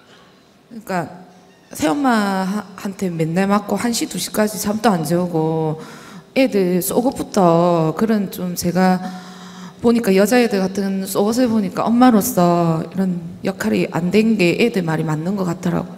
그래서 지금 몇 학년에 그랬어요?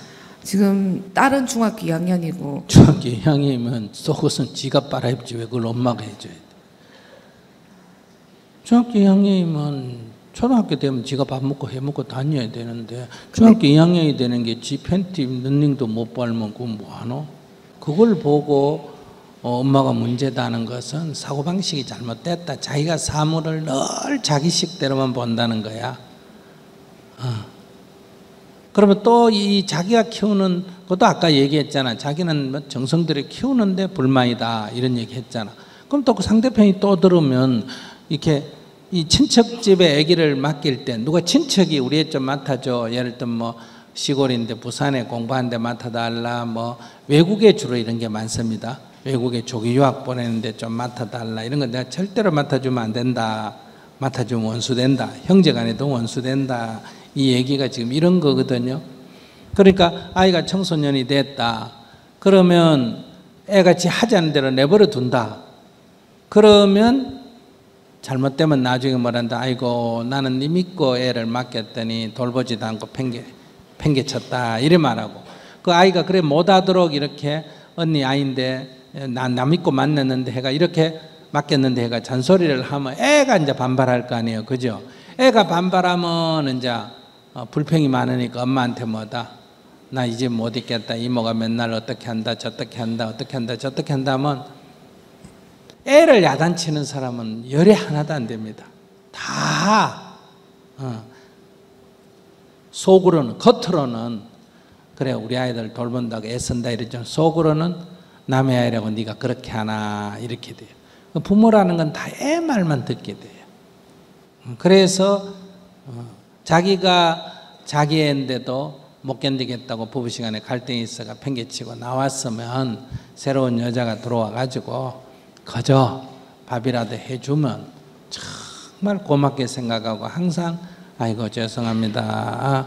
다 큰 애를 둘이나 이렇게 맡겨서 죄송합니다. 이런 말로 위로도 해주고 선물도 사다 주고 자주 이렇게 돌봐줘서 고맙다 그러고 이렇게 해도 할까 말까 한데 여기 지금 이런 문제는 똑같아요. 그러니까 자기가 그 여자분한테는 자기가 돌아가서 애를 맡아서 키우기 전까지는 항상 고맙다 그러고 전화돼서 고맙다 그러고 가끔 찾아가서 선물도 하고 그러고 애들이 뭐 팬티 안 빨고 뭐 안 빤다 그러면 이건 네가 빨아 입어라. 이 정도는 네가 할 수 있지 않느냐. 네 엄마도 이 집에서 못 살아가지고 도망을 나갔는데 그 딴 사람이 와서 여기 어떻게 살겠니? 내가 살아봤더니 살기가 힘들더라. 그러니까 그분도 얼마나 힘들겠니? 그러니까 너희들이 이해를 해라. 이렇게 해줘도 지금 이게 한 집에 화합하기 어렵다. 또 반대로 내가 사는 이 집에서는 나는 말이야 남편보다도 더 잘하는데 그런데도 불평이 있다. 이렇게 얘기하면 안 되고 내가 최선을 다해서 해도 항상 불만은 있게 마련이다. 내가 내 자식을 돌봐도 집을 나가고 불만이 있는데 어떻게 내가 남의 자식을 돌보는데 아이들이 그게 불만이 없겠느냐. 바로 부부가 갈등이 있어 헤어질 정도로 됐는데 그런 엄마 밑에서 그 힘든 엄마 밑에서 자란 아이들의 심리가 그게 안정이 돼 있지 않기 때문에 내가 아무리 정성을 기울여서 돌봐도 아이들은 불만을 할 수밖에 없다. 그러니까 그럴 때마다 아이고 애들한테도 내가 아무리 잘해도 엄마보다는 못하지. 아이고 미안하다. 나 딴은 한다고 하지만 어떻게 엄마 손 같을 수에 있겠니.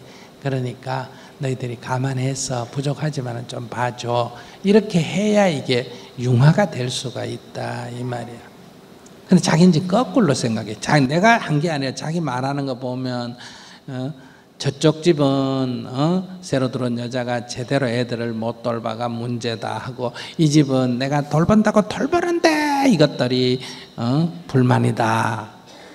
그러니까 이런 자기의 사고방식이 지금 이런 불행을 계속 자초한다 이거야. 어리석음이.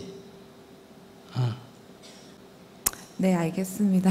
뭘로 알았다는 거예요? 그냥 제가 마음을 조금 더 다시 다스리고 조금 마음을 크게 가져서 이 애들을 정말 아픔을 조금이라도 치유되도록 잘 보살피고 하겠습니다. 어떤 애? 어느 애? 지금 제가 키우고 있는 아들도 물론 저는 열심히 키우고 있고요. 지금 또 제가 한번 상처를 준 아이들도 제가 더더욱 챙겨야 될 게 제 몫인 것 같습니다. 열심히 애를 키운다. 그 말은 어폐가 있어. 개가 새끼 키울 때 열심히 키우고 다람쥐가 새끼 키울 때 열심히 키우고 어미닭이 병아리 키울 때 열심히 키우더나 그냥 키우더나. 그냥 키우는데 어미닭이 병아리가 위험에 처하면 목숨을 걸고 깃털을 세우고 새끼를 보호하기 위해서 하는 거고 개도 자기 새끼한테 손대면 물고 덤비는 거고 그런 거예요. 그러나 그 키운다고 어미개가 힘들어하고 어미닭이 힘들어하는 건 아니야. 자기가 벌써 애를 키우면서 애 키우는 게 힘든다. 이거는 짐승마도 못하다. 애 키우는 게 왜 힘들어? 모든 이 동물이 다 하는 건데. 그러니까 애 키우는 게 힘든다 이 말은 애가 훌륭하게 되기가 어려워. 이유는 애 키우는 게 힘든다 이 말은 조그만 애가 벌어 엄마를 고생시키나 안 시키나? 고생시키면 불효자식이잖아. 불효자식인데 그게 어떻게 훌륭한 사람이 되겠어? 그저 뭐 밥 주고 빨래 주고 뭐 없는 것보다는 내 혼자 사는 것보다 너가 있으니 낫다. 너가 있어서 엄마는 행복하다. 이렇게 살아야 조그마한 애가 벌써 엄마를 행복하게 하니까 뭐다? 효자 자식이잖아. 그러니까 애가 효자니까 훌륭하게 될 수밖에 없지. 애를 키우는데 열심히 키울 필요가 없어. 열심이라는 말이 어떤 건지 알아요? 하기 싫은 거를 억지로 하는 거를 뭐라고 한다? 열심히 한다 그래. 애들이 만화책을 막 엄마가 불러도 말 안 듣고 보는 거를 열심히 만화책 본다 이러나 하기 싫은 거를 할 때 사람들이 뭐 한다? 열심히 한다 이래. 애 키우는 거 싫다 이건 별 의미 될 자격이 없다는 거예요. 힘든다 이 말은 육체가 조금 힘들지. 그러니까 이 자세가 근본적으로 바뀌어야 된다. 어린아이는 누군가로 보호받아야 되고 나는 어른은 어린아이를 보호해야 하기 때문에 이건 내가 낳은 아이는 내가 마땅히 보호해야 되고 내가 낳지 않는 아이도 보호할 리가 없으면 내가 보호를 해야 된다. 그러니까 내가 낳은 아이들은 내가 보호해야 되고 이거는 엄마가 없으니까 내가 엄마가 내가 보호하는 거예요. 낳는 건 별로 그렇게 중요 안 해. 그러니까 저쪽에서 새엄마가 보호를 못한다. 그러니까 보호를 하면 그분이 엄마예요. 내가 엄마가 아니고 낳긴 내가 낳았지만 당신이 보호하니까 당신이 엄마요.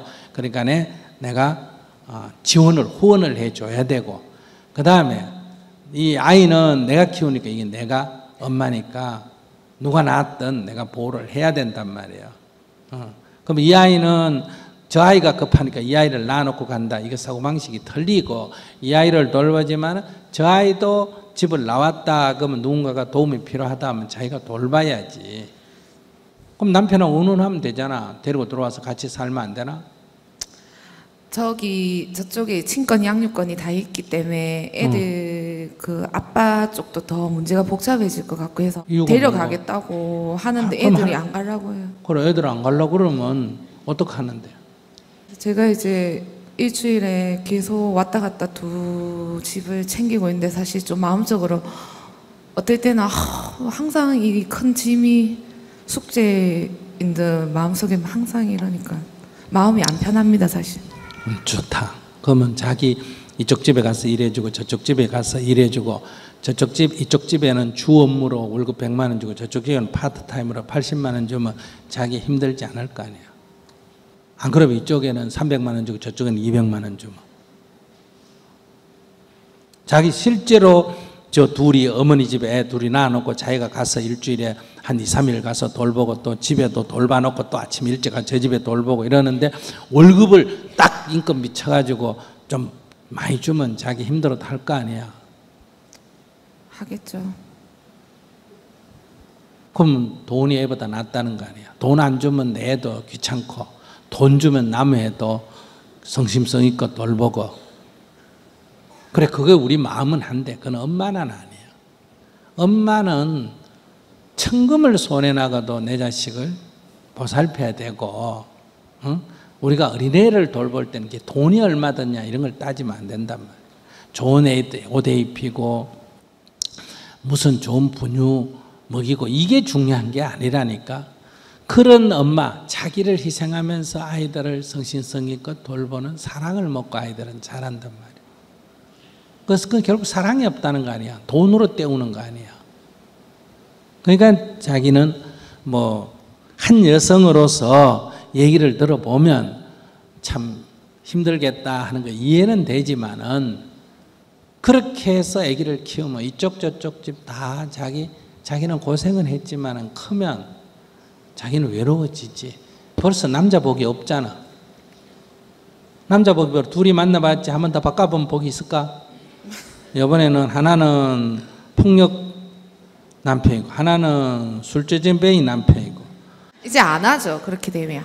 처음에 이 남자 만나가 힘들 때는 다시는 남자 안 만날 것 같은 남자 만났지잖아. 이 남자하고 헤어지면 다시는 이제 남자 끝이다 하지만은, 남자 끝이다 그러려면 머리를 딱 깎고 저리 들어오면 돼. 그러면 몰라도, 그러면 뭐 남자가 아무리 뭐 그리워도 저리서 못 나가니까 그럼 머리를 딱 깎아 표를 내가 남자 손대면 안 된다 이렇게 내놨기 때문에, 그냥 남자 만나려면 굉장히 몰래 숨어가 만나려면 그 보통 일이 아니란 말이에요. 그러니까 자기는 자기 힘으로는 안 돼. 자기는 이제 남자가 아니다 하고 나한테 증명하려면 내일이라도 머리 깎고 저리 들어오면 뭐 그 결심이 맞지만은, 그러지 않는 이상은 또 헤어지고 또 한 1, 2년은 가겠지. 그럼 또 생기고 또 1, 2년 또 헤어지고 또 1, 2년 가면 또 생기고 그래. 뭐 아직 젊겠다, 뭐 키도 그만하겠다, 인물도 그만하겠다, 뭐 말도 잘하겠다. 근데 안 좋아할 남자가 있겠어? 근데 스님, 그래서 제가 이제 그 뭐 108배 절을 어떻게 이야기하는지는 제가 마음을 어떻게 뭐 다스리고 그 이야기, 관점을 바꿔야지. 절은 다리 운동이요. 다리 운동하니 자기 뭐 미용이 좋겠지, 건강에 좋고 일시적 기분이 좋고. 네. 그러니까 그 자기가 관점을 바꿔야 된다. 그러니까 이제 다시 옛날 사랑 걸 되돌아보면서 자기가 깨우쳐야 돼. 네. 아, 자기가 어리석어. 전 남편은 여러 가지 문제가 있지만 핵심은 자기가 내 식대로 하려니까 안 되는 거야. 네. 그 사람은 그 사람 식대로 삶이 있는데 내 식대로 요구하지 마. 그 사람은 그 사람 사는 식대로 놔두고 봤으면 네. 사는데 크게 지장이 없지. 내 식대로 안 된다 뿐이지 그 사람이 사회적으로 문제가 있는 사람은 아니잖아. 네. 지금 남편도 밖에 가면 술 좋아하고 새벽까지 술 먹고 2차, 3차 술 먹고 지가 술값 내고 이러면 밖에서 괜찮은 남자야, 안 괜찮은 남자야? 괜찮은 남자. 그걸 가만 내버려두면 아무 문제가 없어. 그런데 자꾸 자기가 늦게 들어온다, 술 먹는다, 잔소리를 하니까 문제가 생기고 전에는 또 뭐라고 말대꾸를 하니까 성격이 불같은 그런 성격이면 그 못 고치, 천성은 못 고치잖아. 그러면 저건 선성이 불같으니까 지가 뭐 불나면 불난 뒤에 가서 얘기하고 그러니까 성질이 확 났을 때는 아이고 죄송합니다 이러고 성질 내려가면 촛대를 팍 까버리고 이래야 되는데 성질 날 때 가서 건드리니까 두드려 맞지. 그러니까 자기가 어리석다 이 말이야. 그 다음에 또 남의 집에서 우리 아이가 다른 여자가 들어와서 키우면 그 여자에서 고마운 마음을 내야 되는데 거기 약간 섭섭한 마음을 낸다면 이것도 안 맞고 내가 아무리 이쪽에 새로 이사를 와가지고 아무리 정성을 들여도 어쨌든 세상으로 볼 때는 계모니까 애들이 섭섭하면 다 세상 사람들이 뭐 계모니까 그렇다 이런 소리를 들을 수밖에 없는 위치가 돼 있잖아 자기가. 네. 그러니까 그걸 감수해야 되잖아 재혼을 할 때는. 근데 그건 또 나는 남편보다도 더 열심히 해주는데도 남편이 어쩌고 저쩌고 그러니까 그것도 바로 관점이 안 맞고 그리고 또 두 집에 저쪽에 놔놓고 이쪽에 놔놓고 왔다 갈라 힘든다. 자기가 두 집을 벌렸는데 어떻게 힘 안 들겠어. 혼자 살아도 장가 안 가고 마누라도 없고 애도 없는 나도 힘드는데 장가를 두 번이나 시집을 두 번이나 가고 애를 두 군데서 키우면 힘드는 거 당연하지. 네. 나도 오늘 강의 아침에 하나만 하면 힘 안 들 텐데 끝나고 또 있다 창원 가서 또 해야 돼 힘든단 말이야. 그건 내가 선택한 건데 어떡해. 교수님 이제 다른 거는 전부 다 이제 제가 이렇게 마음적으로 제 자신한테 문제가 있는 것 같은데 정말 애들은 제가 엄마로서 지금의 아들과 제 아이들을 이왕 일은 벌어진 거고 잘 키우고 싶은데 100%는 잘 안 키워주겠죠. 아무리 사랑이 부족하니까. 그래서 제가 하고 있는 방식이 조금이라도 맞는 건지 아니면 아빠한테 보내야 되는 건지 그 답을 못 내리겠습니다 사실. 보낸다 안 보낸다 이건 중요 안 하다니까. 항상 자기 생각이잖아.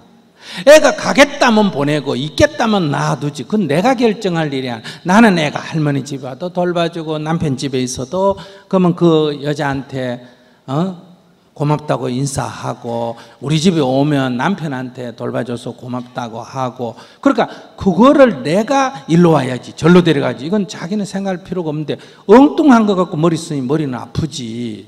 네. 그건 인연을 따라 사람 말이야.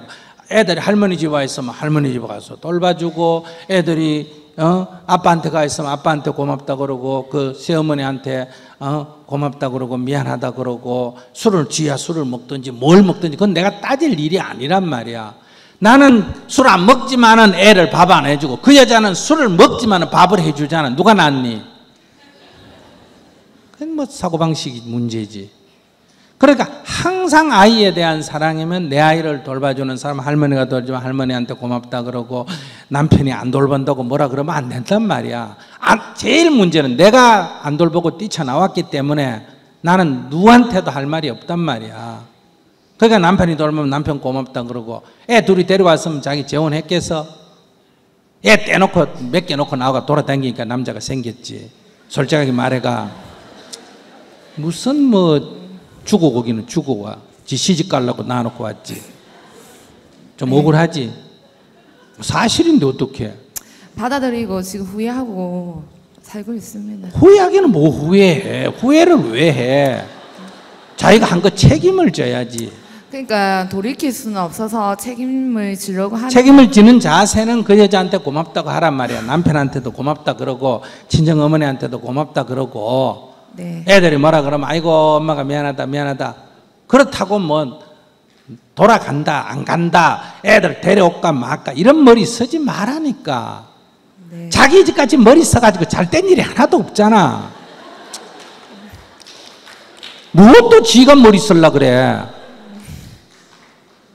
그러니까 할머니 집에 있으면 할머니 집에 있는 대로 가서 돌봐주고, 어머니 아이고 미안합니다. 제가 아이고 내가 일을 벌려놓고 엄마 고생했어 미안합니다 이러고 남편이 전화 오면 아이고 당신 내야 뭐 할 말이 있습니까?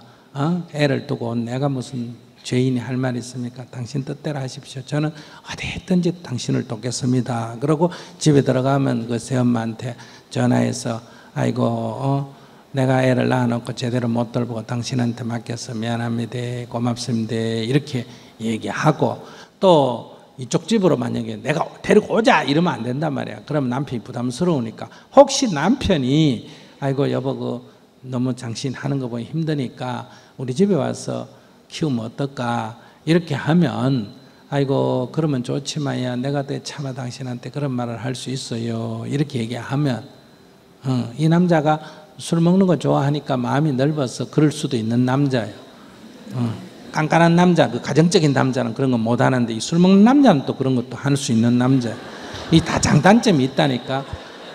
그러면 이제 그렇게 고맙다고 얘기하고, 그러면 남편한테 이제 남편이 힘든다 데려가라 할 때 그렇게 해란 말이야. 데려가라 이러면 아이고 여보 당신 그동안에 돌봐줘서 고마워. 그럼 내가 이거 남은 거는 20살 될 때까지 내가 좀 돌볼게 이러고, 네가 돌보면 내놔 이러지 말고 그동안에 수고했다 이렇게 말해야 된다. 그냥 미국이 앞으로 이 트럼프가 대통령이 되거나 이런 일이 생기면 주한미군 데려간다 이렇게 할 거 아니야, 그지?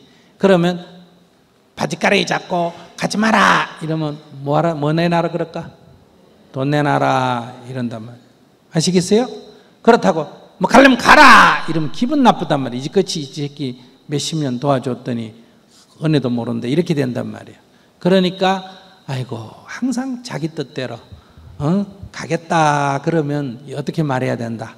아이고 지난 70년 동안 우리가 어려울 때 도와주셔서 정말 고맙습니다. 그런데 당신들이 다른 일이 더 급하다니까 우리는 있으면 좋지만은 어떻게 계속 도와만 달라 그럽니까? 우리도 체면에 있지. 우리도 이 정도 먹고 사니까 뭐다. 이제 우리 국방은 우리가 책임을 지겠습니다. 그러면 더 어려운데 배치를 하십시오. 이렇게 과거는 고맙다 그러고, 그러나 우리는 있으면 좋지만은 당신들이 가신다니까 우리가 계속 어떻게 도움만 해달라 그러냐.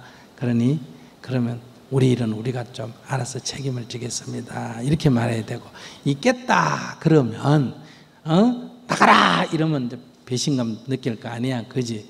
그러니까 있겠다 그러면 아이고 그동안에 우리 도와준 은혜가 얼마나 큰데 당신들이 필요하다면 언제든지 있으십시오. 이러면 우리가 돈을 물 필요가 있나 없나? 있는 이유가 우리를 위해서 했나 직업 필요에 의해서 했나? 자기들 필요에 있으니까 우리가 돈 물 필요가 없단 말이야. 그럼 중국이 뭐라 그러면 야 미국 사람이 있겠다는데 우리가 큰 놈이 있겠다는데 좀한 놈이 어떡하냐 임마 이러면 되잖아. 우리가 있어라 이러면 중국 놈이 야 임마 이러면 이제 시비가 되잖아. 할 말이 없잖아. 이런 걸 지혜라 그래. 자기는 지금 지혜가 없단 말이야. 얼굴은 뭐 그런 대로 생기고 키는 그런 대로 크고 한데 108배를 해가 뭐 신체는 좋은지 모르겠는데 지혜가 없다 이 말이야. 지혜가 고마운 줄 모르고. 그러니까 이렇게 내가 어떻게 하겠다 이런 머리는 쓰지 말고 이렇게 두 집 살림하면 두 집 살림 바삐 뛰어다니면서 돌보고, 한 집 살림 되면 한 집 살림 되고 돌보고, 항상 한 집 살림 되면 그 이쪽 남편 아이 먼저 해주고 그다음 두 번째 해주고 이래야 된단 말이야. 그러면 왜 그러냐? 그러면 아이고 우리가 남은 살이 아니니 그래도 언제든지 이게 찬물에도 노소가 있다고 먼저 있었던 사람, 그 아이가 생각할 때 이거 우리 집이다, 너는 들어온 여자다 이렇게 생각한단 말이야. 그냥 그거 해주고, 그 다음에 본부인이 전화 오면 남편하고 만나는 것 갖고 시비하지 말고 아이고 제가 당신 키우는 만큼 못 키우지만은 제가 열심히 하는 대로 해주겠습니다. 이렇게 얘기하고 애들도 키우고 남편은 또 고맙다 그러고. 그러니까 그게 내가 무슨 국조인이 애가 할머니 댁에 가면 할머니 댁에서 돌봐주고 그 집에 있으면 그 집에서 키우는 사람 고맙다고 인사해주고, 이 집에 오면 이 집에 고맙다고 하면 되고, 일이 좀 많으면 좀 열심히 하면 되고, 뭐 자기 뭐 그 정도 건강해, 뭐 저라는 여기 그거나 일이나 좀 많이 하지. 이렇게 방향을 딱 잡았는데 사람이 살다 보면 이렇게 돼야 안 돼요. 안 된단 말이에요. 좀 힘들면 막 또 신세 타령하고 점쟁이한테 찾아가고 그러니까 그럴 때 이제 절을 해야 돼. 아이고 제가 또 내 업식에 사로잡혀가지고 화를 자초합니다. 참여합니다. 이럴 때 절을 하는 거야. 300배를 하든지 500배를 하든지 참여하는 마음으로 절을 해야 그게 절의 의미지. 네, 알겠습니다. 감사합니다. 박수치기는 치는데 자기 보고 하라 그러면 하겠나? 박수치게 자기 보고 하라면 하겠어? 못하지. 그러면 저를 그렇게 스님 니는 하겠나? 나도 못해. 그러면 못하는데 왜 나보고 하라고 그러는? 자기는 2번 결혼했으니까 해야 되고 나는 그런 거 못한다고 한 번도 안 했잖아. 그 나는 못해도 괜찮아. 나는 못해도 아무 부작용 없고 자기는 못하면 부작용이 있단 말이야. 나는 돈을 안 빌렸는데 자기는 빌렸으니까 자기는 갚아야 되고 왜 나보고만 갚아라 그래? 왜 스님은 안 갚아야 되고? 나는 안 빌렸으니까 자기는 빌렸으니까 갚아야지. 그걸 억울하다고 생각하면 안 된단 말이야. 그건 무슨 사주팔자는 사주팔자예요. 자기가 일을 저질러서 생긴 일인데. 알았어요? 부모님께도 참여하고 감사도. 그러니까 후회는 하면 안 돼. 이미 지나가 버린 거 후회한다고 되돌릴 수 없잖아. 그러니까 딱 책임질 자세를 가져. 그래 내가 벌렸다. 2집 살림 하지까지 3집 살림 하지 뭐. 이렇게 딱 마음을 먹고 친정 어머니한테도 해주고 그 집에도 가서 도와주고 이 집도 도와주고 애 3집에 다 돌보고. 아시겠어요? 네. 그런 자세로 딱 해. 그래도 머리 깎고 중대는 것보다 그게 나을 거예요. 스님 되면 고기도 못 먹지, 술도 못 먹지, 남자도 못 하지. 그보다는 막 좀 힘들더라도 그게 나아. 그게 하다가 안 되겠거든. 들어오세요, 언제든지. 감사합니다.